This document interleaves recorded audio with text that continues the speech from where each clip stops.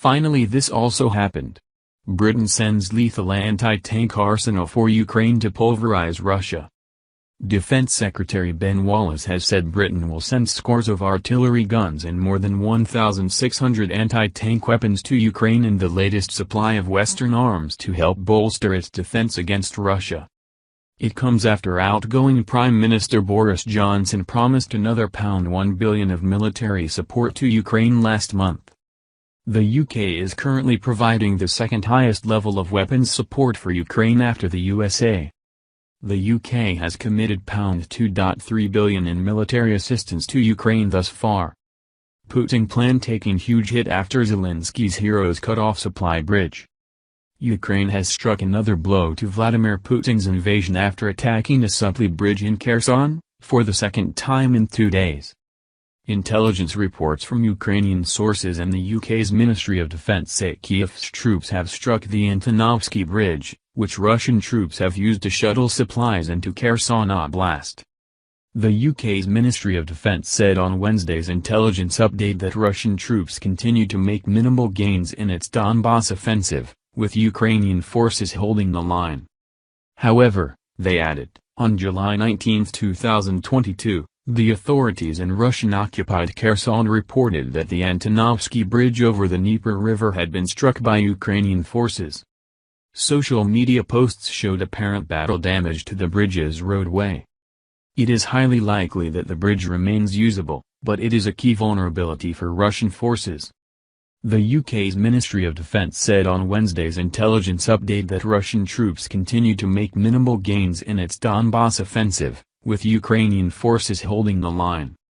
However, they added, on July 19, 2022, the authorities in Russian-occupied Kherson reported that the Antonovsky Bridge over the Dnieper River had been struck by Ukrainian forces.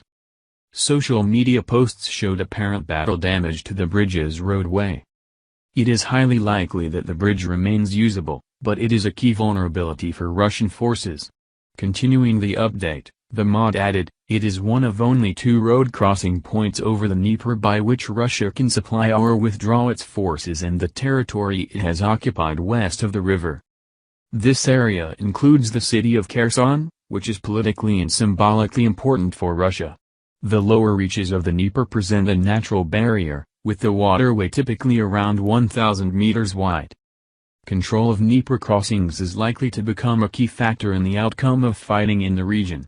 Ilya Ponomarenko, from the Kyiv Independent, noted the bridge had been struck again on Wednesday, July 20. Reports state the bridge is now reportedly closed for repairs, with Mr. Ponomarenko adding, "This is already complicating Russian logistics across the Dnipro. I agree with those assuming it's a message to RU military, we can cut you off supplies and you'll be done."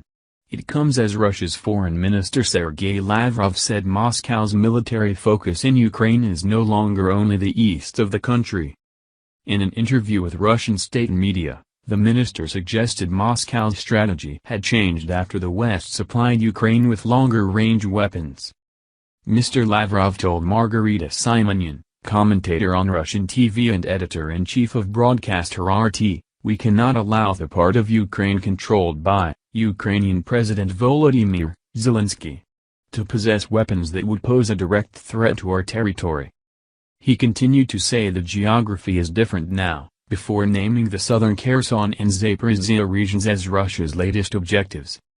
Mr. Lavrov added Russia would seek more territory due to the Western military aid to Ukraine, in particular the delivery of HIMARS missile systems which have destroyed a number of Russian military command posts. He said, "The West, in a desire to maximally exacerbate the situation, have pumped Ukraine with more and more long-range weapons. That means our goal will be to move them back from the current line even further.